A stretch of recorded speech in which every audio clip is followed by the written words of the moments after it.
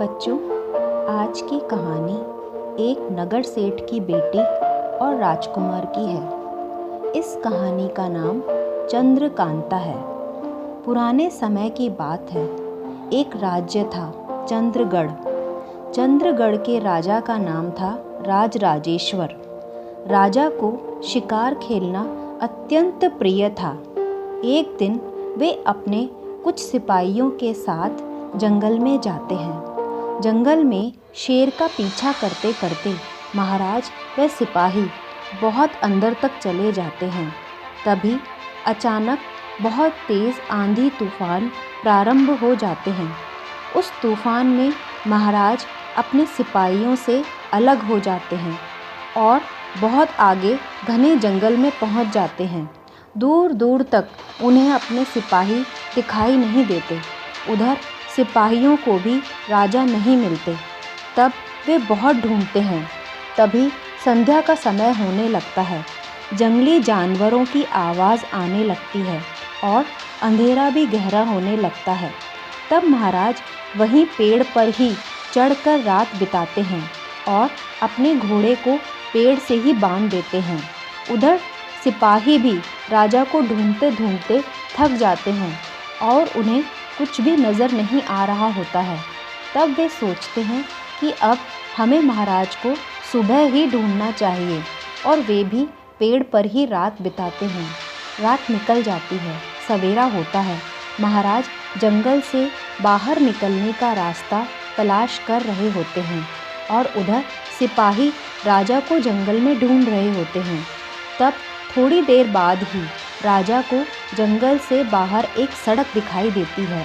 राजा सोचते हैं कि चलकर देखा जाए कि यह कौन सी जगह है, फिर वहीं से अपने राज्य वापस चला जाएगा।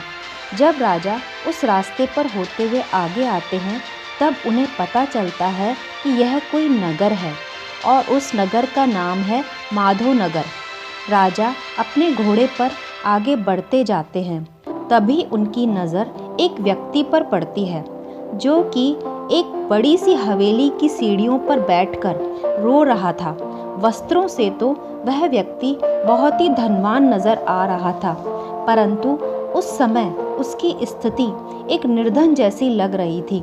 तब राजा उनके पास जाते हैं और उनसे पूछते हैं कि हे सज्जन पुरुष, आप कौन हैं और आपके रोने का क्या कारण है।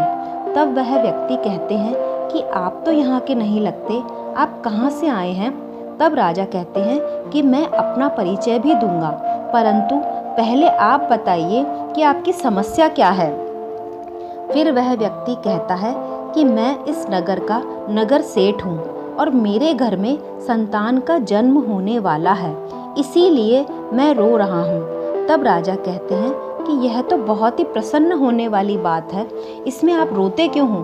तब वह नगर सेठ कहते हैं कि मेरे घर पर एक श्राप है कि जब भी मेरे संतान होती है या तो वह मृत जन्म लेती है या फिर जन्म लेते ही उसकी मृत्यु हो जाती है।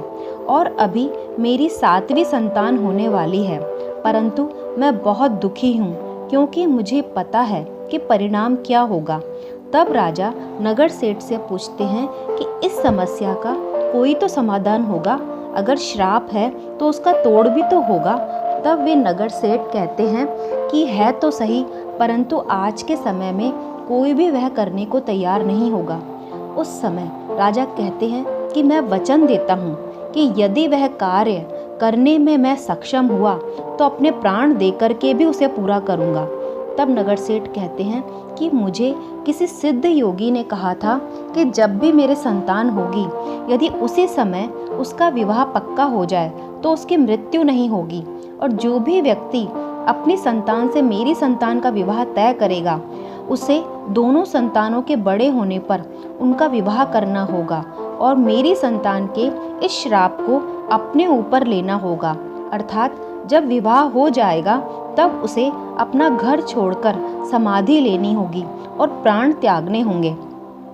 तब राजा कहते हैं कि हे नगर सेठ, यदि आपके घर में कन्या का जन्म होता है तो मैं वचन देता हूँ कि मैं मेरा पुत्र, जो कि अभी मात्र 3 वर्ष की आयु का ही है, उससे आपकी कन्या का विवाह तय करता हूँ। तभी उस हवेली के भीतर से एक दासी भागती हुई आती है। बच्चों, आगे की कहानी अगले भाग में सुनेंगे।